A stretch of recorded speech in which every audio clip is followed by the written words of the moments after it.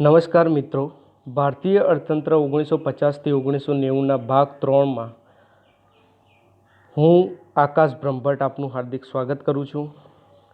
જો તમે Akash Brahmbhatt YouTube channel subscribe નથી કરી, do subscribe then hit the bell icon.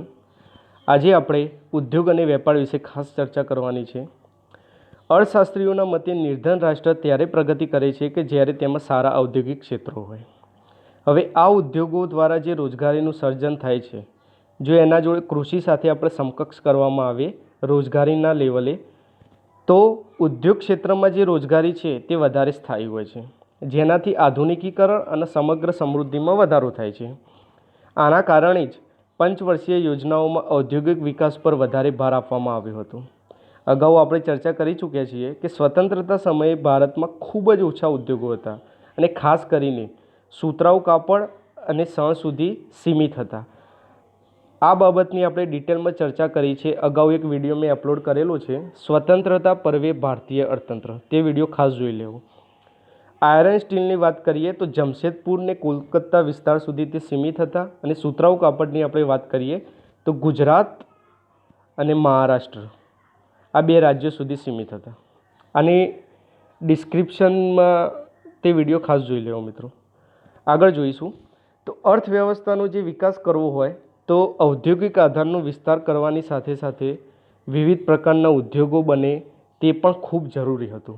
હવે આ ઔદ્યોગિક વિકાસમાં પબ્લિક સેક્ટરનો પ્રાઇવેટ સેક્ટરનો રોલ કેવી રીતે હશે, કઈ રીતે કામ કરશે, તે ખૂબ જ મોટો પ્રશ્ન ઉદ્ભવ્યો હતો કે તેની ભૂમિકા શું રહેશે ગવર્મેન્ટ સેક્ટરની અને પ્રાઇવેટ સેક્ટરની.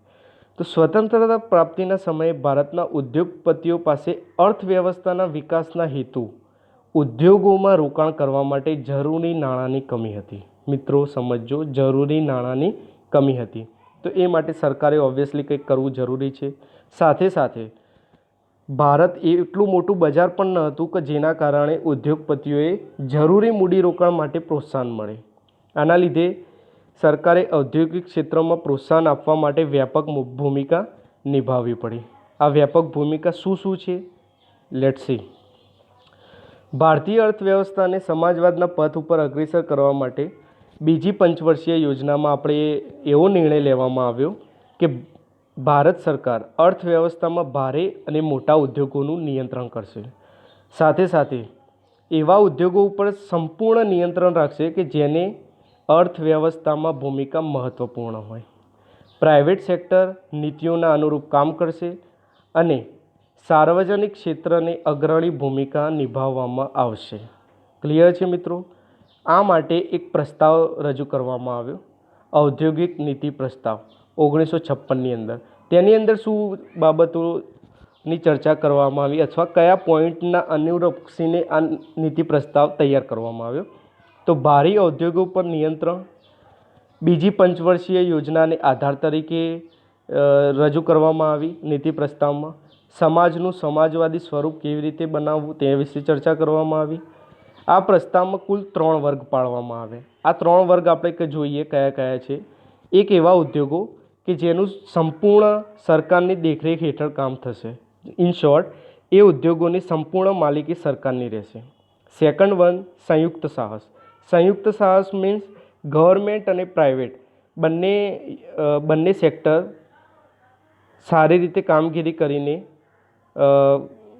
સંયુક્ત રીતે કામગીરી કરશે. હવે આમાં ઇન શોર્ટ કેવી રીતે મેનેજમેન્ટ પ્રાઇવેટ સેક્ટર સંભાળશે, જ્યારે એનું કંટ્રોલિંગ ગવર્મેન્ટના હાથમાં રહેશે. સાથે સાથે આ જે સંયુક્ત સાહસ છે તેનું નવું યુનિટ ખોલવું હોય અથવા નવી કોઈ બ્રાન્ચ ખોલવી હોય તો તેની સત્તા ગવર્મેન્ટ પાસે રહેશે. અને થર્ડ વન છે સંપૂર્ણ પ્રાઇવેટ. ઇન શોર્ટ, સંપૂર્ણ માલિકી પ્રાઇવેટ સેક્ટરની હોય તેવો યુનિટ. 3 યુનિટની આપણે વાત કરી. હવે જે પ્રાઇવેટ સેક્ટરમાં આવવાવાળો વર્ગ હતો તેના માટે ગવર્મેન્ટે લાયસન્સ પદ્ધતિ ક્રિએટ કરી. બરાબર. હવે નવા ઉદ્યોગોને ત્યાં સુધી નથી અનુમતિ આપવામાં આવતી કે જ્યાં સુધી સરકાર દ્વારા તેને લાયસન્સ ઇસ્યુ કરવામાં ના આવે. આ નીતિનો પ્રયોગ ખાસ કરીને બેકવર્ડ એરિયાઝને પ્રમોટ કરવા માટે થયો. બેકવર્ડ્સ એરિયામાં ઉદ્યોગ લગાવવા માટે લાયસન્સ પ્રાપ્ત કરવું ખૂબ જ સરળ હતું અને વધુમાં વધુ અમુક છૂટછાટ આપવામાં આવતી. કેવી છૂટછાટ તે આપણે જોઈ લઈએ. તો ટેક્સ લાભ, કર લાભ, બેનિફિટ ઓફ ટેક્સ, સાથે સાથે વીજળીની અંદર ઓછો કર લેવામાં આવતો, વીજળી ઓછા કરમાં આપવામાં આવતી અથવા તેના ઉપર સબસિડી આપવામાં આવતી. આ નીતિનો મેન ઉદ્દેશ શું હતો? તો ક્ષેત્રીય સમાનતાને પ્રોત્સાહિત કરવાનો હતો. એક એરિયા બીજા એરિયાના સમકક્ષ વિકાસ કરી શકે તે ક્ષેત્રીય સમાનતા ઉદ્ભવે તેના માટે આ યોજના, આ સ્ટ્રક્ચર અપનાવવામાં આવ્યું હતું ભારત સરકાર દ્વારા. ઇન શોર્ટ અત્યારે હાલ આપણે જોઈ શકીએ છીએ અમદાવાદ એરિયામાં આપણે ઇન્ડસ્ટ્રી બનાવવી હોય તો તેના બેઝ ઉપર આપણે જે ટર્મ્સ એન્ડ કન્ડિશન ગવર્મેન્ટના રૂલ્સ એન્ડ રેગ્યુલેશન્સથી પસાર થવું પડે તેના સમકક્ષમાં કચ્છમાં આપણે કંઈ ઇન્ડસ્ટ્રીયલ એરિયા બનાવવો હોય તો એ ઘણું સોફ્ટ રીતે કામ કરે છે, ઘણા બધા રિલેક્સેશન છે. તો આ બે ક્ષેત્રીય સમાનતા ઉદ્ભવે અને તેને પ્રોત્સાહન માટે મળે તે માટે આ નીતિ અમલમાં લેવામાં આવી હતી. વર્તમાન ઉદ્યોગોને ઉત્પાદન વધારવા તેમજ વિવિધ પ્રકારના ઉત્પાદન માટે લાયસન્સ પ્રાપ્ત કરવું ખૂબ જ જરૂરી હતું. ઇન શોર્ટ પ્રાઇવેટ સેક્ટરની વાત કરવામાં આવે તો લાયસન્સ મેળવવું ખૂબ જરૂરી હતું.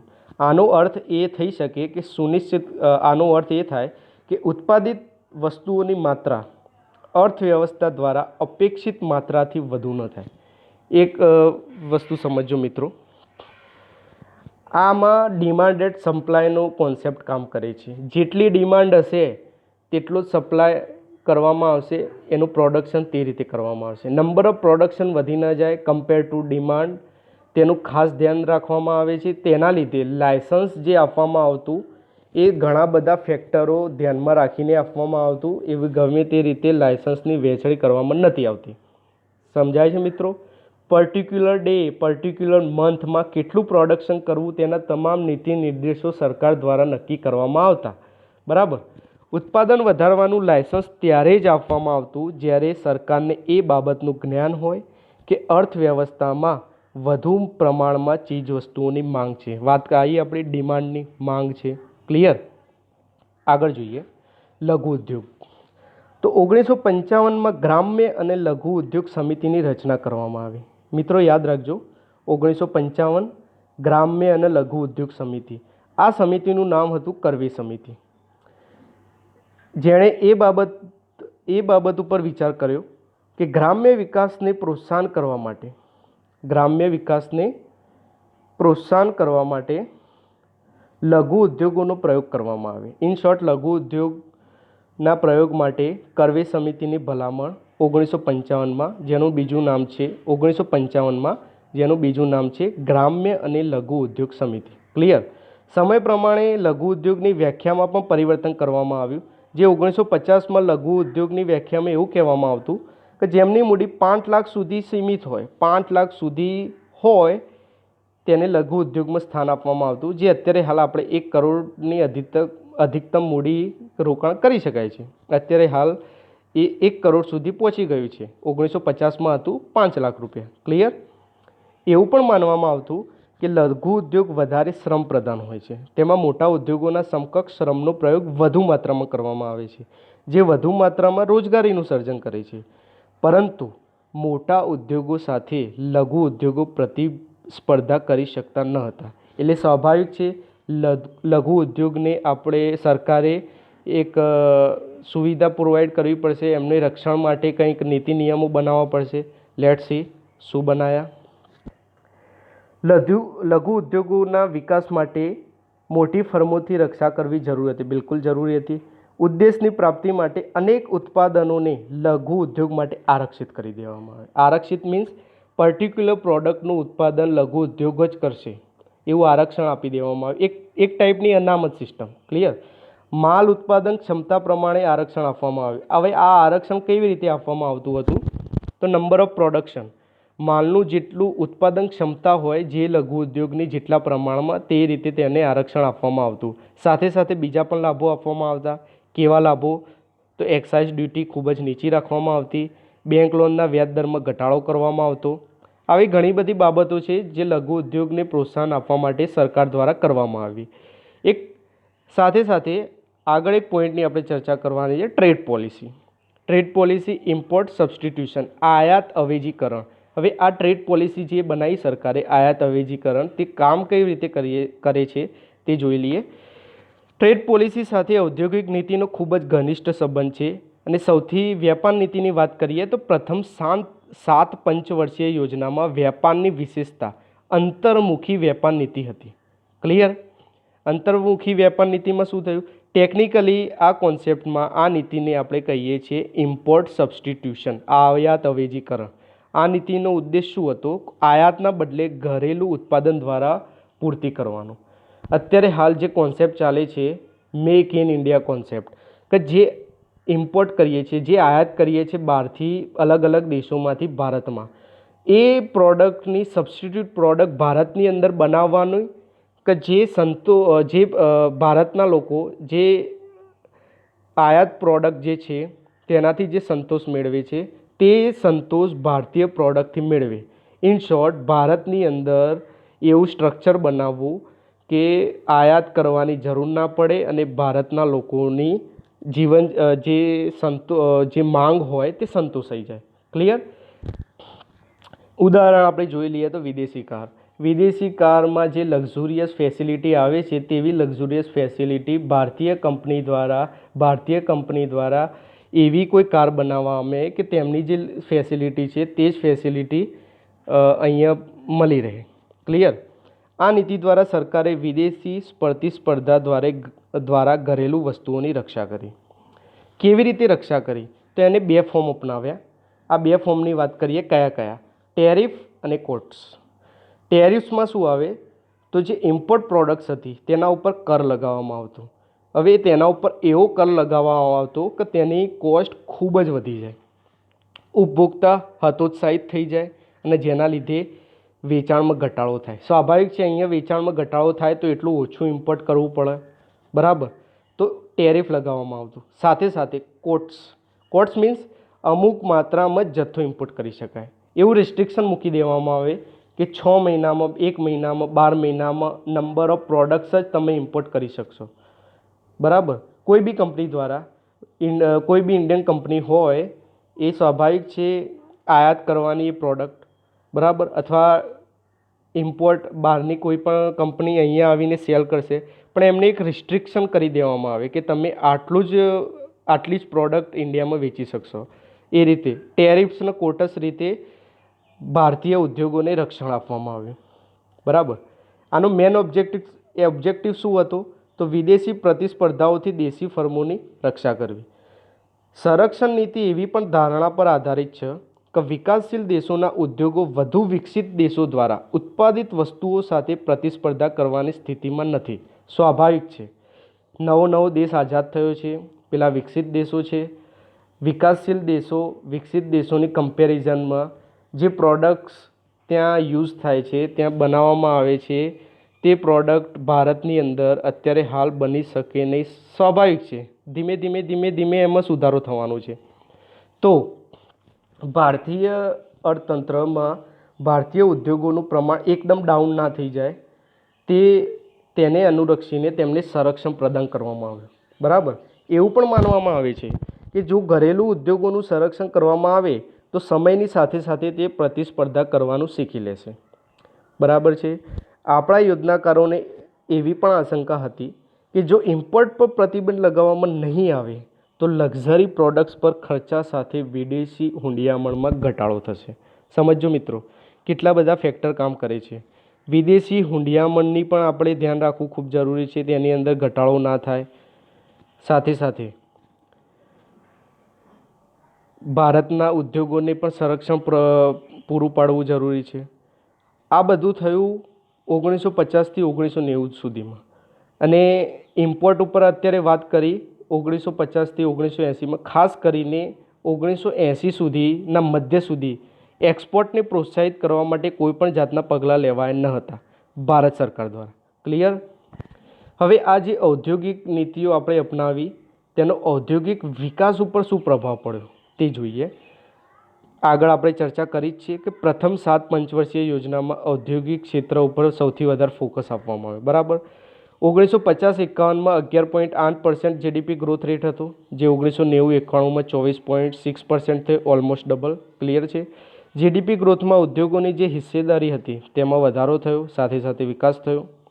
આ સમયગાળા દરમિયાન ઔદ્યોગિક ક્ષેત્રનો જે વાર્ષિક વૃદ્ધિ દર હતો તે 6% રહ્યો, જે ખૂબ જ પ્રશંસનીય કહી શકાય. સાથે સાથે સ્વતંત્રતા પર્વે ભારતીય અર્થતંત્રમાં જે સુતરાઉ કાપડના શણ સુધી ઉદ્યોગો સીમિત હતા તે સીમિત ન રહેતા અને ધીમે ધીમે વિવિધતાપૂર્ણ બનવા લાગ્યા. બરાબર. આગળ જોઈએ. લઘુ ઉદ્યોગોના પ્રોત્સાહનથી એવા લોકોને અવસર પ્રાપ્ત થયો કે જેમના પાસે વ્યવસાય માટે મોટા ફર્મો શરૂ કરવા માટે જરૂરી પૂંજીનો અભાવ હતો. નાની પૂંજી હોય, લિમિટેડ રિસોર્સિસ હોય, નાણાં ઓછા હોય, તે પણ લઘુ ઉદ્યોગોને પ્રોત્સાહન આપવાની જે નીતિ હતી તેના લીધે લઘુ ઉદ્યોગો તરફ વળી ગયા અને નાનામાંથી મોટું કરવું તે માટે પ્રયત્નશીલ થતા રહ્યા.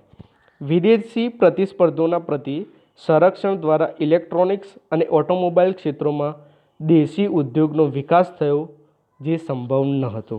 પોઝિટિવ થિંગ શું થઈ? જે ઇલેક્ટ્રોનિક્સ અને ઓટોમોબાઈલ ક્ષેત્રો હતા તે વિદેશી પ્રતિસ્પર્ધોના કારણે તેનો વિકાસ થયો અને તે પણ ભારતીય અર્થતંત્રમાં એક સારી એવી કામગીરી, એક પાર્ટ એમનો ખૂબ જ વિકસિત થતો રહ્યો. ભારતીય અર્થવ્યવસ્થાના વૃદ્ધિમાં સાર્વજનિક ક્ષેત્રો દ્વારા આપવામાં આવેલ યોગદાન છતાં અમુક અર્થશાસ્ત્રીઓએ અનેક ઉદ્યોગોની આલોચના કરી છે. આપણે આગળ જોઈ ચૂક્યા છીએ કે શરૂઆતમાં સાર્વજનિક ક્ષેત્રની આવશ્યકતા વધારે હતી અને હવે વ્યાપક રૂપથી સ્વીકાર કરવામાં આવ્યો. સરકારી ઉદ્યોગોએ અમુક વસ્તુઓનું અને સેવાઓનું ઉત્પાદન ચાલુ રાખ્યું જેમની કોઈ જ આવશ્યકતા નથી અને આ પણ જે ઉત્પાદન ચાલુ રાખવામાં આવ્યું તે ઇજારા સાથે ચાલુ રાખવામાં આવ્યું. ફોર એક્ઝામ્પલ, દૂરસંચાર એ ટાઈમમાં BSNL લેન્ડલાઇન એકમાત્ર વિકલ્પ હતો. બરાબર. આવા ઉદ્યોગોને સાર્વજનિક ક્ષેત્રોમાં આરક્ષણ આપવામાં આવ્યું અને દેખવામાં આવ્યું કે પ્રાઇવેટ સેક્ટર પણ આ કામગીરી કરી શકવા સક્ષમ હતા. 1990ના દશકાના અંત સુધી પ્રતિસ્પર્ધા ન હોવાને કારણે વ્યક્તિને ટેલિફોન કનેક્શન લેવા માટે પ્રતીક્ષા કરવી પડી. બીજું ઉદાહરણ છે મોડર્ન બ્રેડનું, કે જે સારી રીતે કામ કરી ના શક્યું અને 2001માં પ્રાઇવેટ સેક્ટરને વેચી દેવામાં આવે. આમાં મુખ્ય વાત શું છે કે ભારતીય અર્થવ્યવસ્થાની યોજના વિકસિત કરવાના 4 દશકા પછી પણ 1950થી 1990 ઓલમોસ્ટ 40 વર્ષ થયા, 4 દશકા પછી પણ આ બંનેના વચ્ચે કોઈ અંતર કરવામાં નહોતું આવ્યું. તો ફરીથી એક પ્રશ્ન ઉદ્ભવ્યો કે ફક્ત સાર્વજનિક ક્ષેત્ર શું કરી શકે, સાથે સાથે પ્રાઇવેટ સેક્ટર પણ શું કરી શકે? સમજો મિત્રો આ કોન્સેપ્ટ. આજે પણ અધિકાંશ સાર્વજનિક ક્ષેત્ર જોડે જ સિક્યુરિટી પ્રોવાઈડ કરવાની પ્રાવધાન છે. સમજો મિત્રો. બરાબર. એ ટાઈમે સાર્વજનિક ક્ષેત્રો હોટલની પણ વ્યવસ્થા કરતા હતા. અમુક આધારો ઉપર વિદ્વાનોએ એવું પણ કહી દીધું કે રાજ્યોને એવા ક્ષેત્રોથી હટી જવું જોઈએ કે જે પ્રાઇવેટ સેક્ટર કાર્ય કરી શકે છે. સરકારે એવી સેવાઓ ઉપર ધ્યાન કેન્દ્રિત કરવું જોઈએ કે જે સેવાઓ પ્રાઇવેટ સેક્ટર ઉપલબ્ધ કરાવી નથી શકતા. અનેક સાર્વજનિક ક્ષેત્રોની ફર્મોએ ભારે નુકસાન ઉઠાવ્યું, પરંતુ તેમણે કામ ચાલુ રાખ્યું કારણ કે કોઈ સરકારી ઉપક્રમને બંધ કરવું તો કઠિન છે, ભલે તેના કારણે રાષ્ટ્રના સીમિત સંસાધનોમાં ઘટાડો થતો હોય. બરાબર. હવે અમુક પ્રાઇવેટ સેક્ટરમાં નુકસાનના લીધે રાષ્ટ્રીયકરણ કરવામાં આવ્યું. કેમ રાષ્ટ્રીયકરણ કરવામાં આવ્યું? કારણ કે પ્રાઇવેટ સેક્ટરમાં number of employees, number of workers કામ કરતા હશે તો તેમના નોકરી તે બેરોજગાર ના બને તેના માટે તેમનું રાષ્ટ્રીયકરણ કરવામાં આવ્યું. કારણ કે પ્રાઇવેટ સેક્ટર સંસાધનોના વ્યય કરીને નુકસાન વેઠવા તો સક્ષમ છે જ નહીં. બરાબર. હવે કોઈ ઉદ્યોગને શરૂ કરવા માટે આવશ્યક લાયસન્સમાં અમુક ઔદ્યોગિક એકમો દ્વારા દુરુપયોગ શરૂ થયો. હવે નેગેટિવ ઇમ્પેક્ટ ચાલુ થાય છે. આ બધી વાત કરી, પોઝિટિવ વાત કરી, અલગ અલગ ક્ષેત્રોમાં સારી કામગીરી પણ થઈ. સાથે સાથે જે પ્રાઇવેટ સેક્ટરમાં લાયસન્સનું દૂષણ ઘુસાડ્યું હતું તેના કારણે અમુક ઔદ્યોગિક એકમો તેનો દુરુપયોગ કરવા લાગી. કેવી રીતે? તો ઉદ્યોગપતિઓ નવી ફર્મ શરૂ કરવા માટે નહીં, પરંતુ નવા પ્રતિસ્પર્ધાઓને રોકવા માટે લાયસન્સ પ્રાપ્ત કરવા લાગે. હવે આ કેવી રીતે શક્ય છે? ગવર્મેન્ટ પોલિસીના હિસાબે 12 મહિનામાં અમુક જ લાયસન્સ પ્રોવાઈડ કરવામાં આવે. બરાબર. એવું હોય નહીં કે તમે અરજી કરો એટલે લાયસન્સ મળી જાય. તો જે ટાર્ગેટ એમનો બેઝ હોય કે 12 મહિનામાં નંબર ઓફ લાયસન્સ આટલા જ પ્રોવાઈડ કરવાના, પરંતુ મોટા ઉદ્યોગપતિઓ શું કરવા લાગ્યા? નવી ફર્મ ના શરૂ કરું પણ ગમે તે અમુક કારણોસર નવી ઓફિશિયલી કાગળ ઉપર નવી ફર્મ શરૂ કરવા લાગ્યા, તે માટે લાયસન્સ મેળવવા લાગ્યા. એટલે એમનું જે લાયસન્સ એમને લઈ લીધું તે સ્વાભાવિક છે કે બીજા કોઈ બીજા કોઈને મળવાનું નથી. બીજા કોઈને મળવાનું નથી એટલે તેમનો કોમ્પિટિટર ઊભો થવાનો નથી. હવે આ સિસ્ટમ ચાલુ થઈ.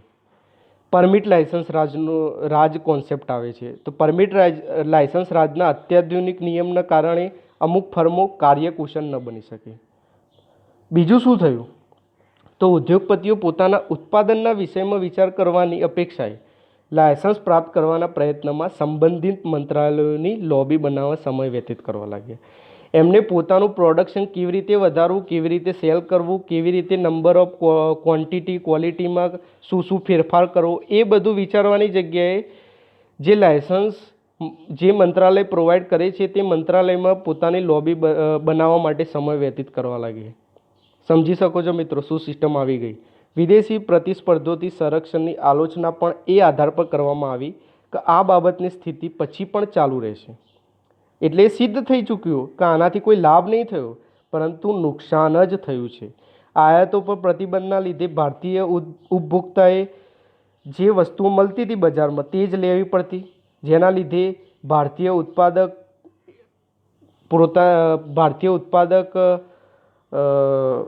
એ બાબતથી અવગત થઈ ગયા કે ભારત તો એક અદ્ભુત બજાર છે કે જેમાં પોતાની વસ્તુઓની ગુણવત્તા સુધારવાની કોઈ જરૂર જ નહીં, કારણ કે કોઈ કોમ્પિટિટર જ નહીં, કોઈ સારી ગુણવત્તાનું પ્રોડક્ટ આપતું જ નથી. આ સિસ્ટમ આવીને ઊભી થઈ ગઈ. ઘટિયા વસ્તુઓને પણ ઊંચી કિંમતો ઉપર વેચી શકતા હતા, તો ગુણવત્તા સુધારવાનું વિચાર જ કેમ આવે? આયાતોની પ્રતિસ્પર્ધાને આપણા ઉત્પાદકોને ગુણવત્તા સુધારવાની પ્રતિબદ્ધતા દર્શાવી.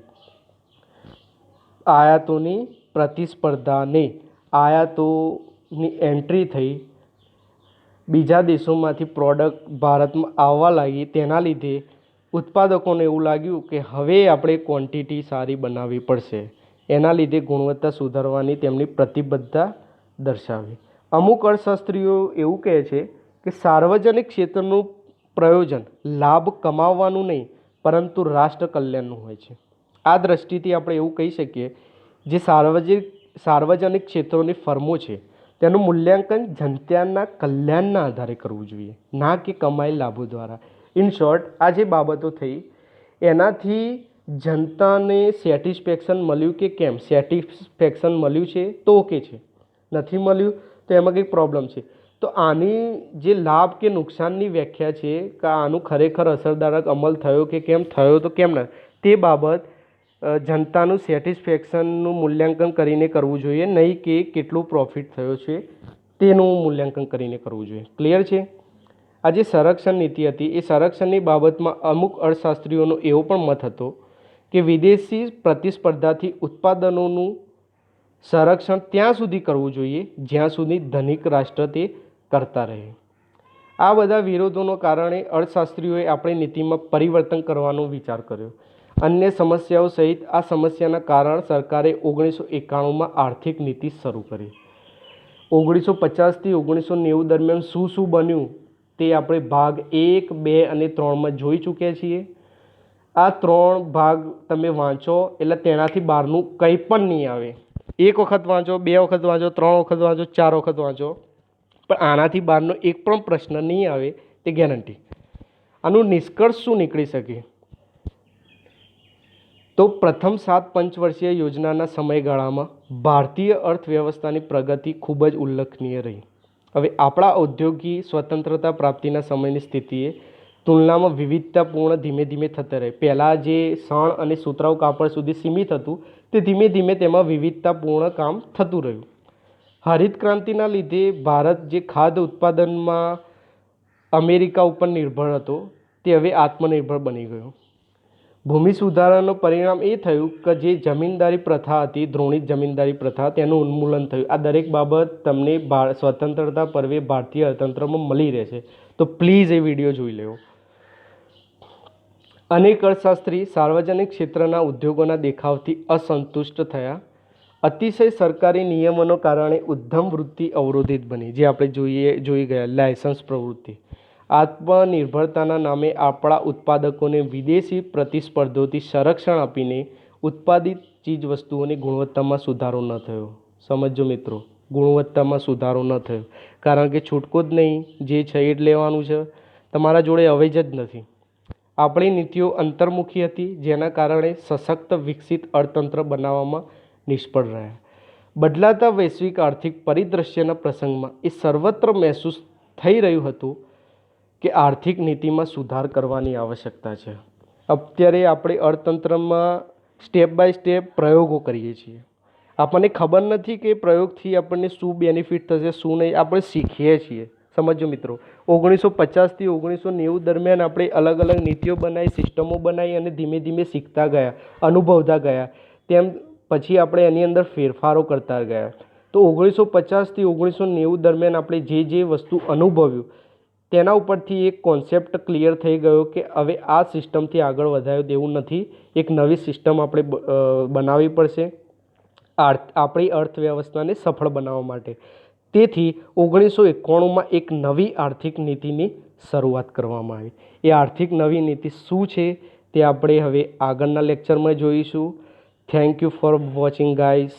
જય હિન્દ, જય ભારત.